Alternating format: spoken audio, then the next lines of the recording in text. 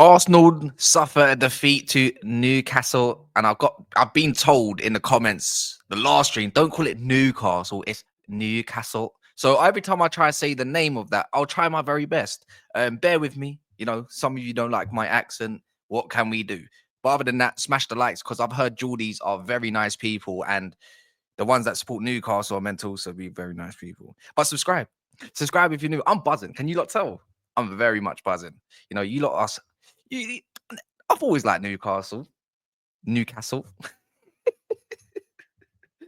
I want to break down the game. Let's have a look. Anyways, man, you lot have just made my day. I promise you that. Made my day. Anyways, let's get stuck into it. What we learned from that Newcastle game against Arsenal. I'll be real. In the first half, by no means do I think Newcastle played absolutely amazing, right?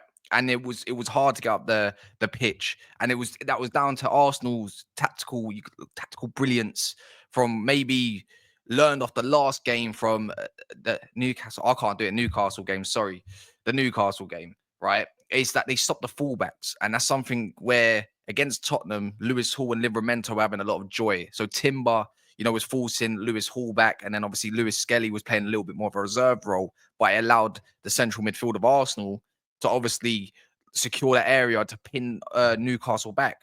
But beyond that, if we get off of that, it kind of changed. It kind of just told me Eddie Howe didn't mind this at best. Not obviously I would expect him to want more, but then that's what happened.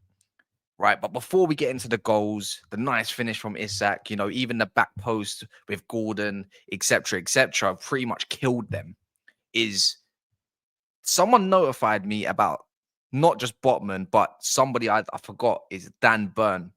Now, I've been very much critical of Dan Burn in the past about him being at centre back and him being one of your own. I'm guessing you lot have a big affiliation to him, and so fair enough. But what I thought, let me watch him more than the names, right?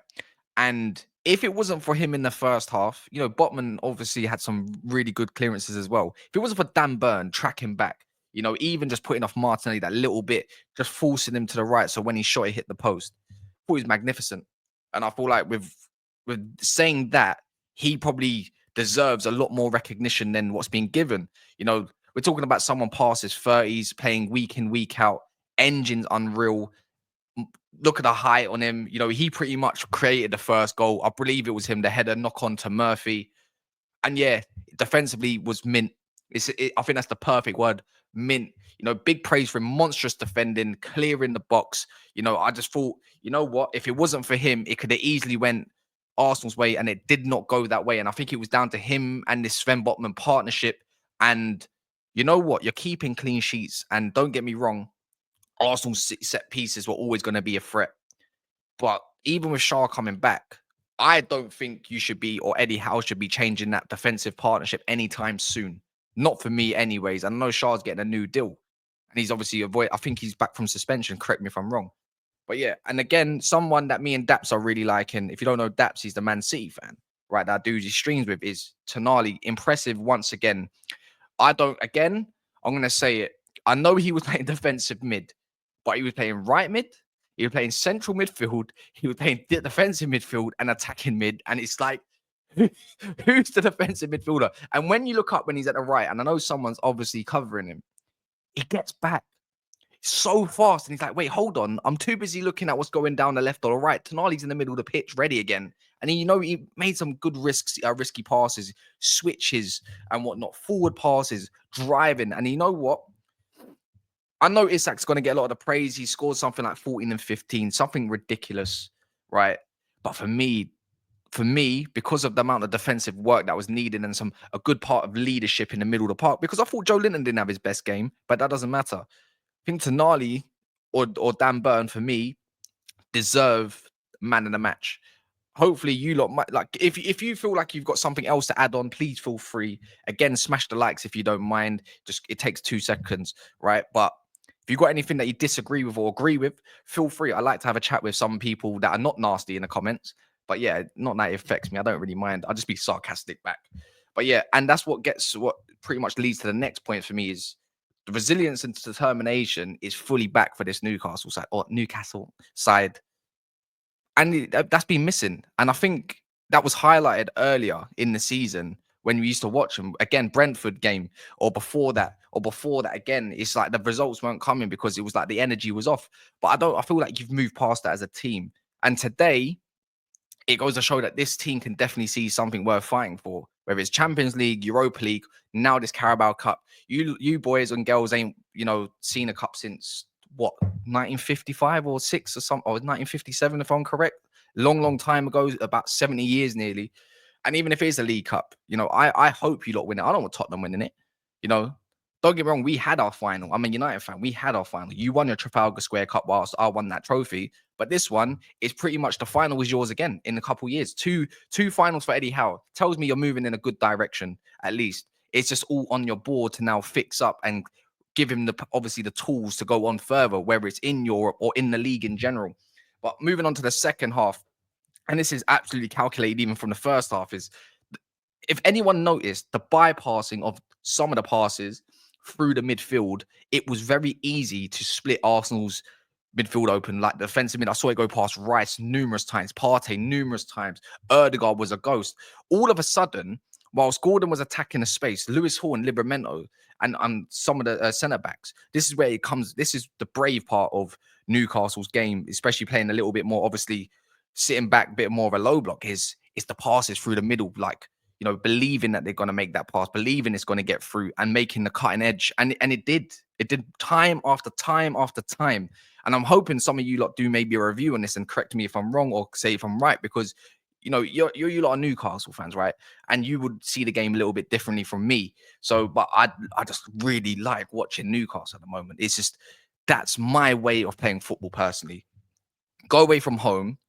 You've got the talent to do it. It's the old United way, attack, and go from there. Like, don't get me wrong, tiki-taka and the rest of it, it's nice. But for me, get the ball to the front as fast as possible, act as a team, press as a team, and get going. And guess what? You did that. Again, it was such a carbon copy nearly of the Tottenham game. Tottenham had a couple chances, great, amazing, whatever, right? But it felt exactly the same, except Arsenal are better than Tottenham and they give a little bit more, right? Because it was unlucky. On another day, Arsenal could have got a goal from one of those set pieces, or the 30 crosses they decided to whip in the box, or Martinelli could have put that up 1-0 and it would have been a different game potentially, right? But yeah, but big up to Isak anyways, obviously continuing his fine form of goal scoring. Wouldn't say he had the amazing game, but he rips Saliba to pieces. I thought if he lifted his head up, same time, 0-0, lifted his head up, looked at Gordon and his run, it would have been 1-0, different game again. So tit for tat. Don't care what the XG says. You went to the Emirates, and I haven't even wrote on it yet. You got the clean sheet. Not many people go to the Emirates, win 2-0, by the way, could have had more, and get a clean sheet. Silenced the crowd, saw them leaving. You want to call Etihad or Etihad the Etihad. Look at their fans. This is their semi-final. They haven't seen a semi-final in how long? So you lot done that. And your song at the end was funny. You didn't want to go home. I don't even know the song off by heart. I'm pretty sure Dax can come out and sing it. Don't take me home. Da, da, da, da, da, long. That's taking the piss. Anyways, one thing I also noticed, and this is one for the tacticos, Willock, he got bantered earlier when he said that he was starting. Got bantered, yeah, and I didn't know why. This was the key element for me, yeah, was Willock attacking the space gave Newcastle a lot of time in areas that they shouldn't be warranted at away from home. Willock attacking the spaces caused them issues all game long, all game. And I just thought, you know what, he deserves some praise as well. People like some of these selfless, was it like non-selfish or selfless, or I don't know how to label it. You lot might be able to articulate better than me. Selfless performance, maybe, is that the correct word? The runs he was making, the ball carrying, working for the other, working for Livramento at times as well, giving him help when he needed to. Again, that stuff does not go. It shouldn't go unpunished. It should be viewed as something good in the game, the off the ball stuff more than just on the ball. You can actually praise that, especially when you are away from home against a big side in a big moment. I thought again, for me, I would give him an easy 7.5 out of 10 just for that alone. And again, I mentioned this last video, if you caught me or not, is Eddie Howe's game management once again spot on. You made 4 substitutions, right? Pretty much a lot of them in around the 60-odd minute before. And then, of course, Almiron came on for Gordon towards the end. So you got some changes in there. Changed to a 5-4-1. Lloyd Kelly, I think his name Lloyd Kelly. Lloyd Kelly comes on, 5-4-1, defend. You know, some Arsenal fans are going to call you lot cheaters or it's ugly. This is not how you play. But this is exactly how you play. You know, you can see that, yeah, good. You got better footballers than us that can keep the ball. Great, amazing. But once you get into a dogfight with Newcastle, pretty much the Detroit Pistons of football these days, you are playing into Eddie Howe's hands and then Newcastle's hands. You can't do that. They did that pretty much from the first half into the second half. You want to make a game ugly against Newcastle, you best and go and put them to the sword. Because I don't look at this Arsenal side and think they're, other than their centre backs and got big players, don't get me wrong, I don't look at it and think you're mad strong and you're a bully. A lot of these Newcastle players are bullies.